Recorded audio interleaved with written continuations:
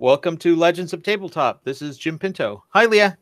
Hello, Jim. Thank you so much for joining me on such short notice. I saw the opening graphic for your newest project, and it's very intriguing, very exciting to me. Can you please share more? I can. It's funny that you saw this. I post about 100 a year, so I don't know what we haven't talked in over a year, right? Yes. It's been a while, so I've done a lot in the meantime. This one's called Salt. I came up with this. I don't know what I say about maybe 8-9 months ago, and I wanted to make a. It started with a dream. I had a dream of this woman with 2 guns flying through the air in a Western shooting. And I said, I want to make a high action Western game. And then I realized I'm really bad at high action. I need to make a dramatic game out of this. And so the first play test was action, and it didn't work, of course, because I was trying all this new stuff with initiative and everything else. And so I started working on a dramatic community-based game.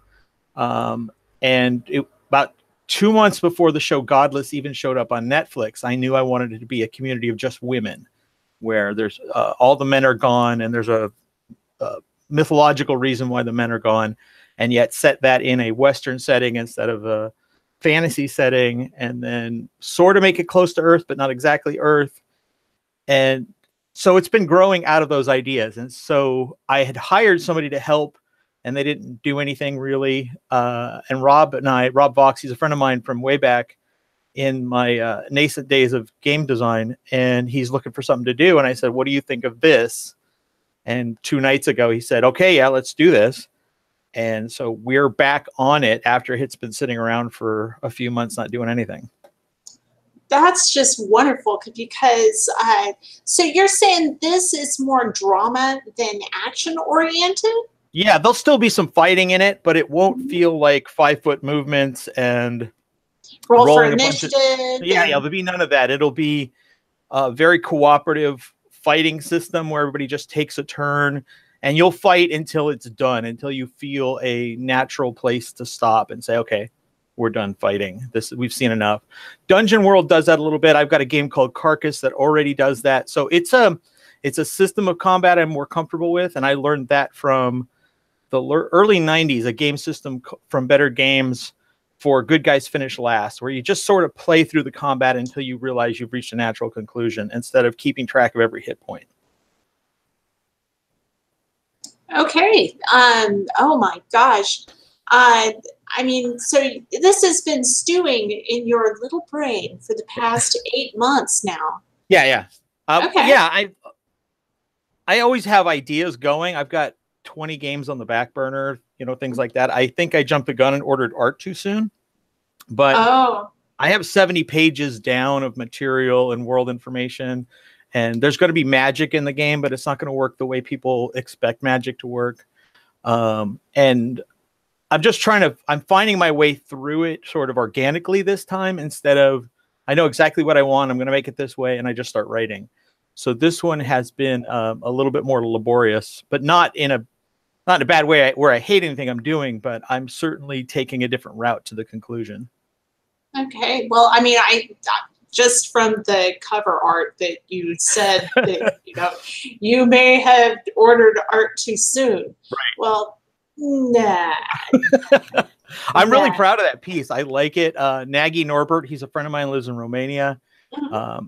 He does so much work for me because he has the same kind of work ethic of, he just, as soon as he gets an assignment from me, he grinds on it, gets it done. And so I really like working with him.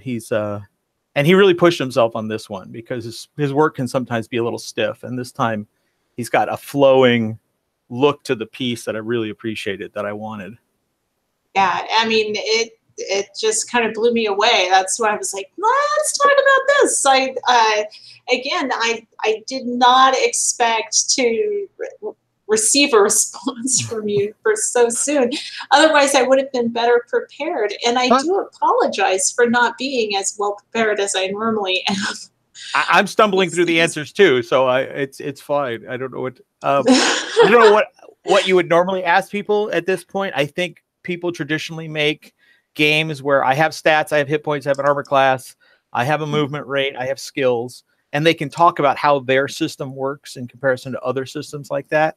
I don't even make games that operate that way. So to talk about what I'm doing, you just have to shift gears so much to play something like this, because everybody's sharing and telling the story.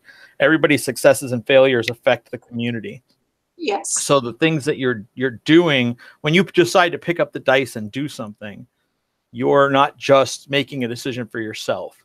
And that's where I sort of liked the idea of making sure that the game was all about women, that the characters were all feminine. Because when I'd done this before, feminine is the wrong word, I think, when everybody's has that sort of consciousness, that collective consciousness that you would see from this angle of a story, I'm doing the game differently as a result. So even if it's 5 men playing at the table, they're all going to be playing women who are trying to fix the community instead of going out and killing things to get more experience points.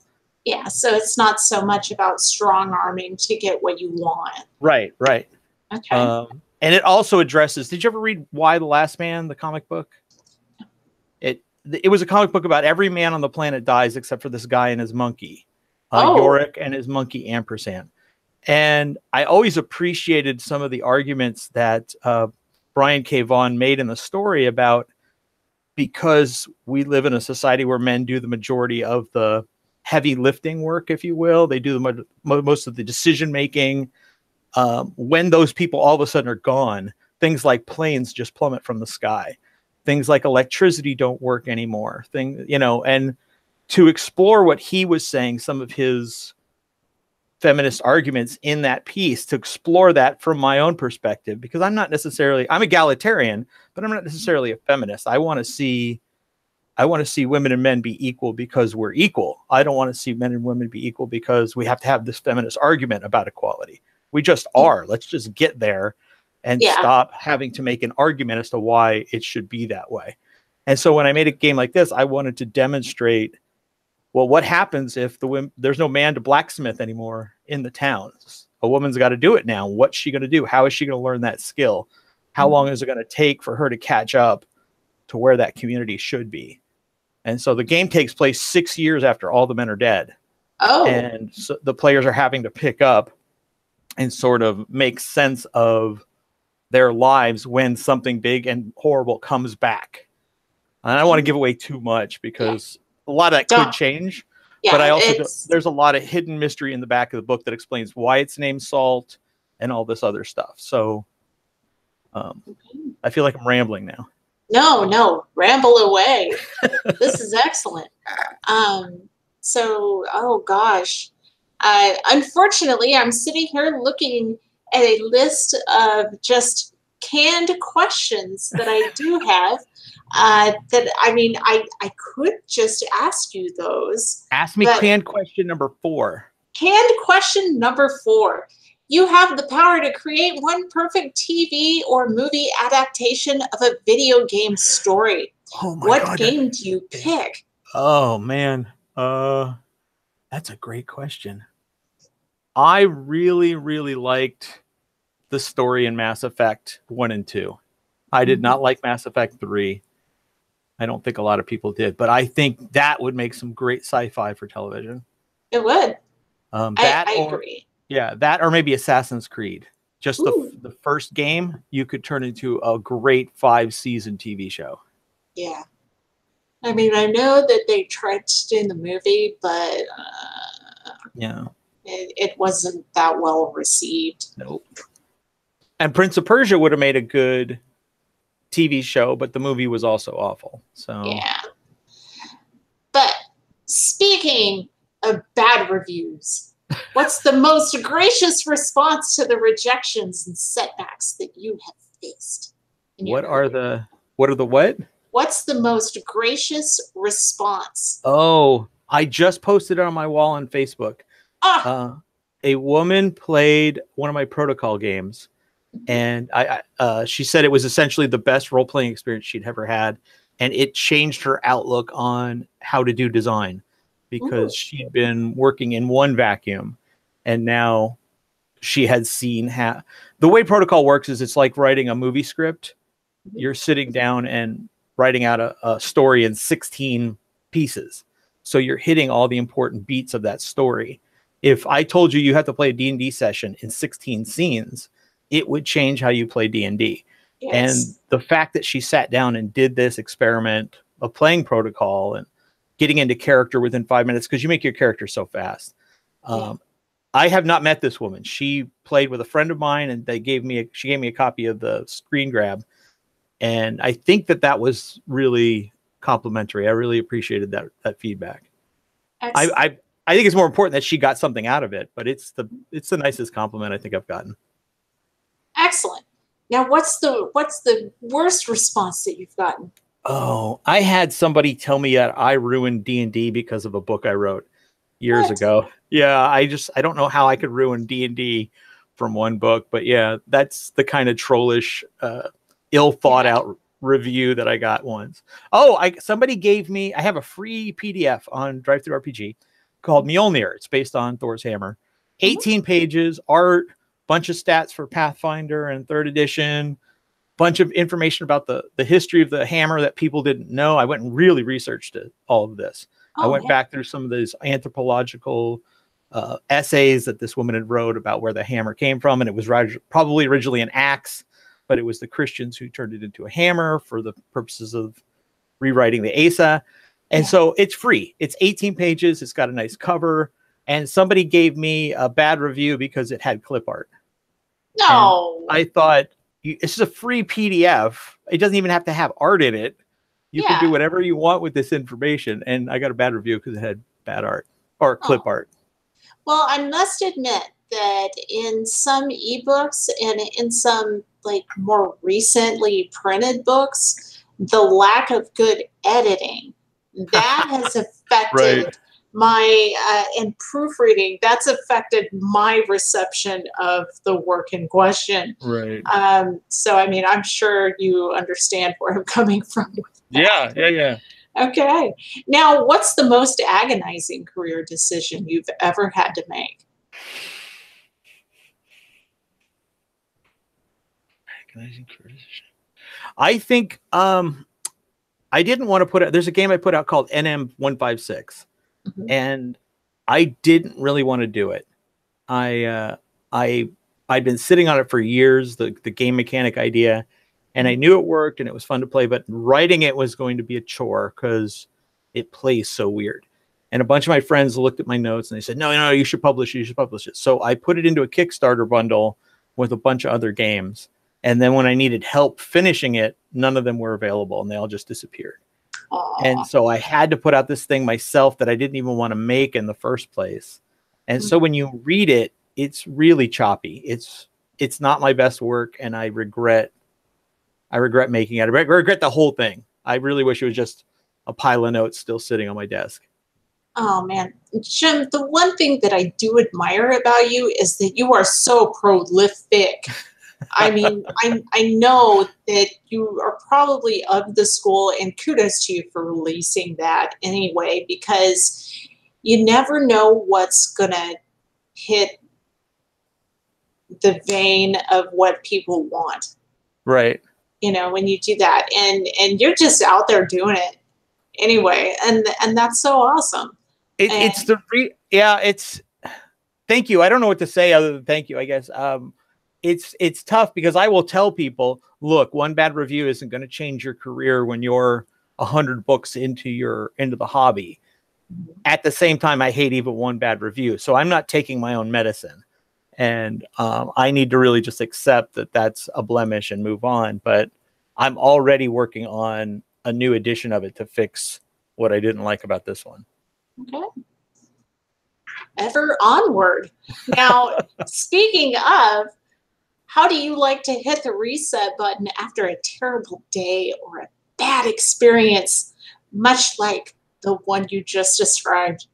I'm going to tell a funny story. Carcass was 2 years late.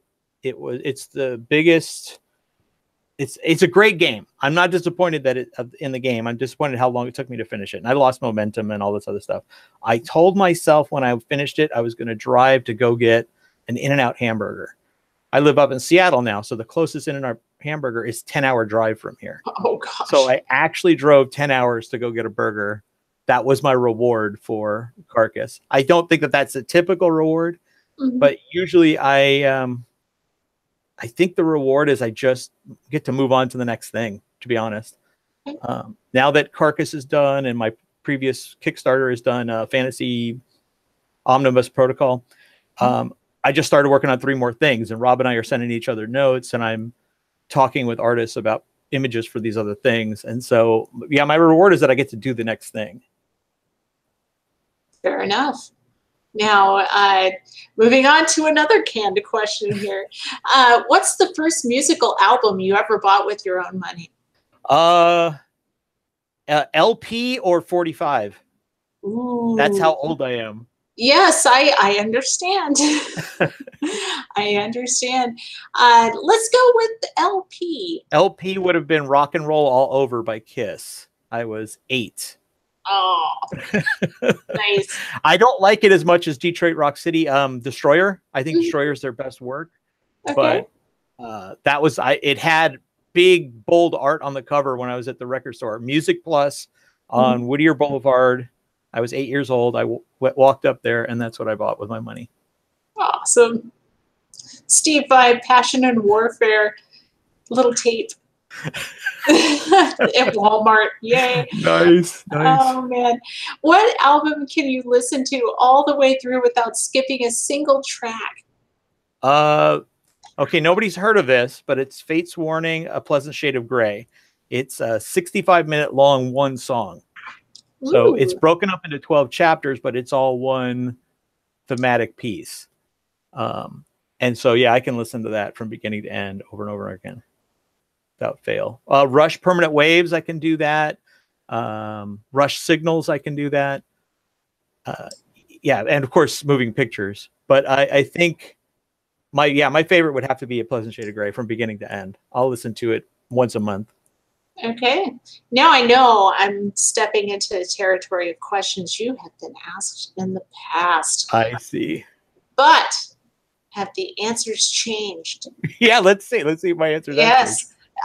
Video game or tabletop? Oh, tabletop. Okay. I had a feeling.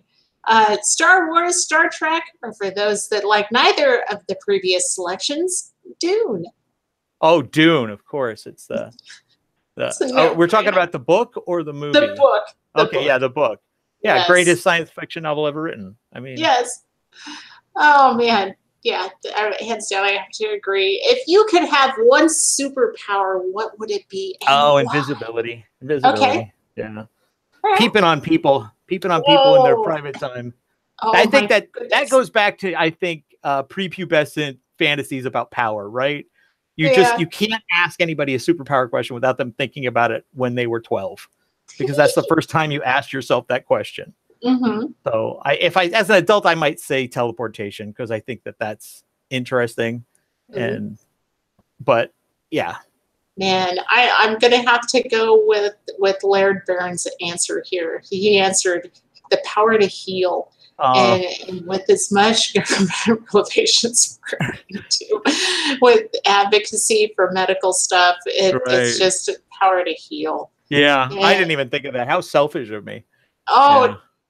Well, I mean, it hit me like a ton of bricks too. It's like, oh gosh, because I mean, I was totally self-centered as well. Yeah. But yeah, Marvel or DC, sticking with the graphic novel theme here.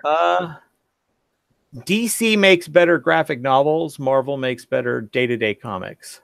Okay. But I don't read either anymore, so I don't remember last time I read a superhero story. Same here. So I'll say this. I think I'm the only guy that hasn't enjoyed any of the Marvel movies. I think that they're fun, but I don't think that they're good. Yes. I don't think they hold up to any kind of scrutiny. Yeah, it's true. Sci-fi or fantasy? Fantasy. Okay. Now, why is that? Let's delve deeper. I think I like the idea of people solving problems with their wits instead of technology. I think that that's really what it comes down to. And which is funny to say because my favorite character class is always a wizard. I always like playing a wizard with weird spells at his disposal. But I think when you get into sci-fi, your solution methodology is always your equipment list. Yeah. And when you get into fantasy, and this I'm speaking in the context of games. Yeah, I think with fantasy, you're dealing with your own character's strengths in the context of the world. True that. Now, what job, if you were offered it, would make you immediately drop everything that you are doing right now to say yes to? Art director for the Vampire collectible card game. Oh man. Yeah, that's my dream job. I offered to do it free once. I said I want to art direct one set for free. Oh my gosh. Mary, I don't remember Mary's last name. She was in charge at the time, and she said, "I do that job. You're not getting that job." I once had, oh man, I'm trying to remember now this is the Vampire CCG, like the White Wolf way back in the 90s. Yeah. Oh, yeah, I once had a leather jacket that had, I'm trying to think of what card it was, spray painted, the graphics, not spray painted, but airbrushed on the back. And I can't remember what that card is to save my life, but I loved it. Yeah. It was this gal, and she had two guns crossed. Oh, yeah. I think I know what the pieces. I don't remember the name, but oh man, memories. Mm-hmm. But I still have an unopened box of starter packs for Shahad. Oh, it's sitting around. I'm waiting to use them with a bunch of friends who haven't played in a while, and we'll just open them and play right from the box. Oh, man, that would be an experience for sure. Now I'm just frantically searching to see, do I have any other canned questions that I haven't added to the list of canned questions? Oh. Oh. Now what did I have listed for? I'll ask you a canned question. Yes, ask me. I don't know how many people ask you canned questions, so I'll ask you a canned question. If you could live anywhere else but the United States for a year, and it can't be Canada or Mexico, yes, where would you live for a year? Oh gosh, where would I live for a year? Probably New Zealand. Oh, nice. Yeah, I think it would be beautiful there. And I mean, since it's an island, I don't know, because I've never been there. Yeah. So I don't know how I'd feel. I know that it would be lovely, absolutely lovely, until it became normal. Right.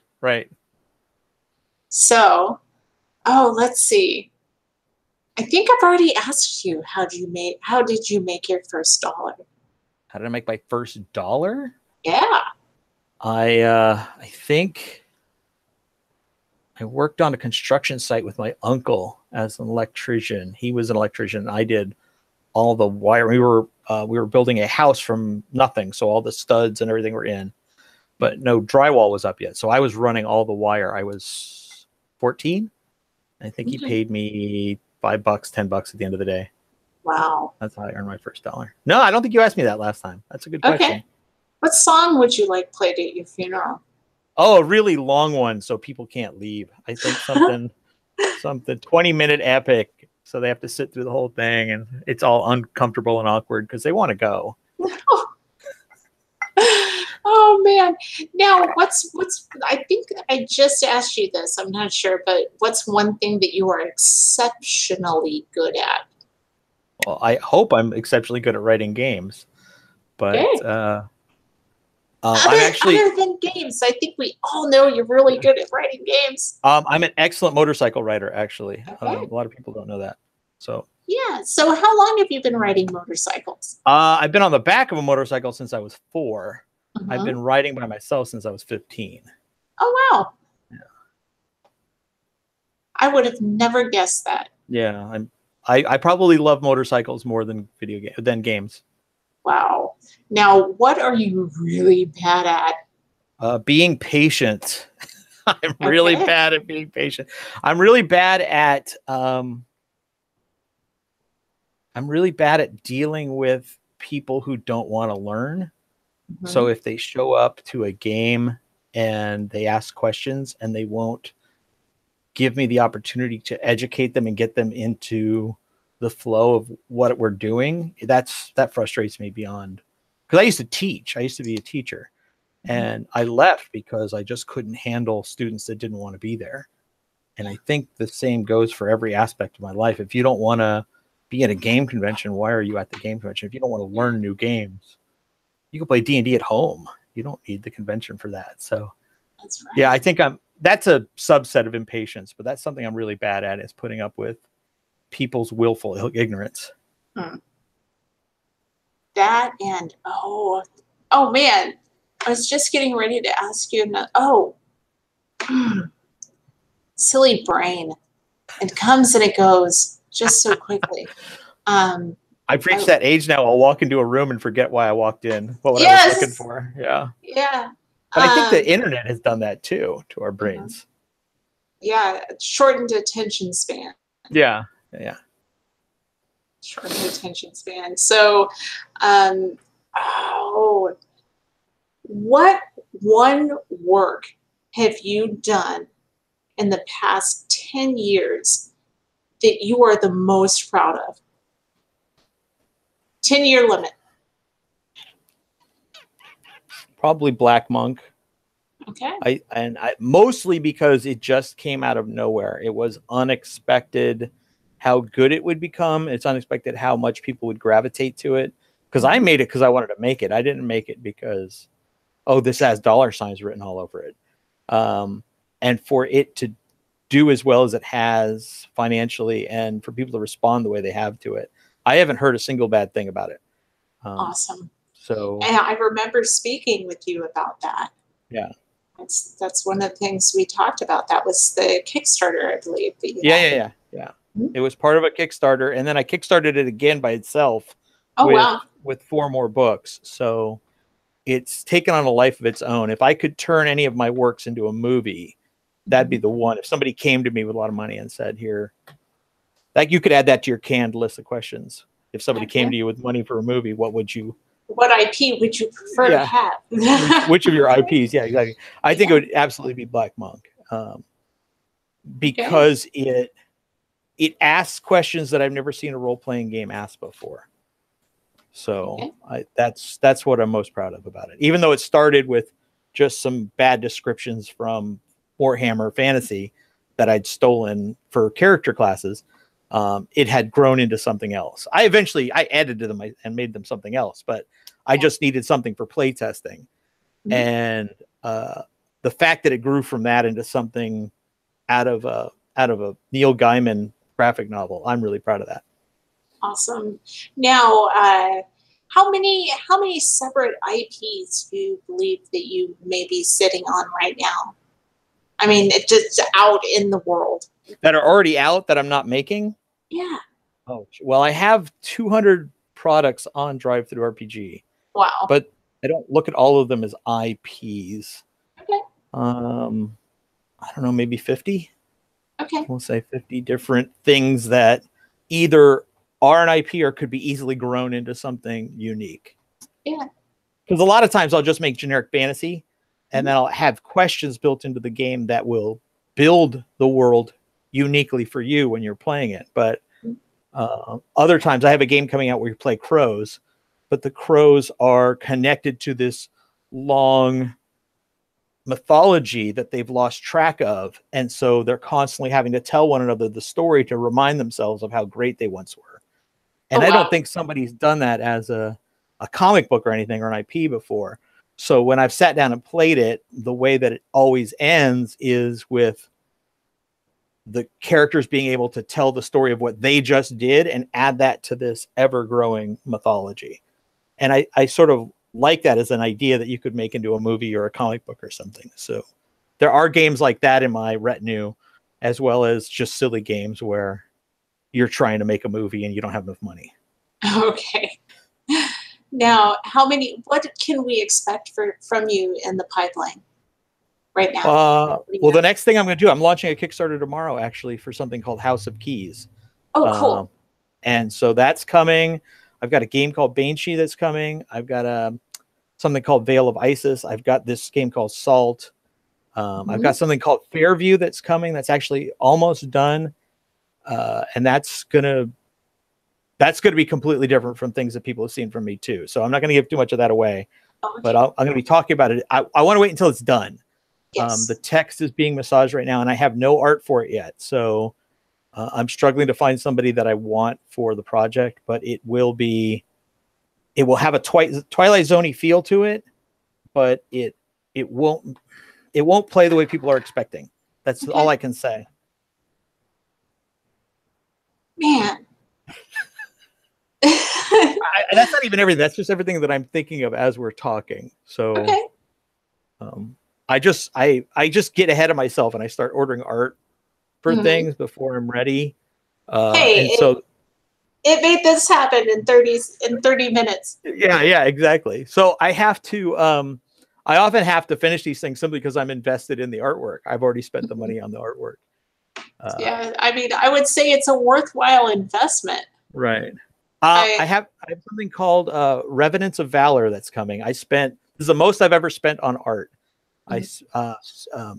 Stephen Prescott did the art for me, and it's all about these irredeemable fantasy characters trying to go out and redeem themselves with one last action, sort of a Seven Samurai kind of story, but they're all horrible people instead of being good people from the beginning. So this is their last chance to be valorous. And that'll be done with a modification of the Praxis rules that I've already published, but it'll be in 2 books, and so that's coming as well. All right.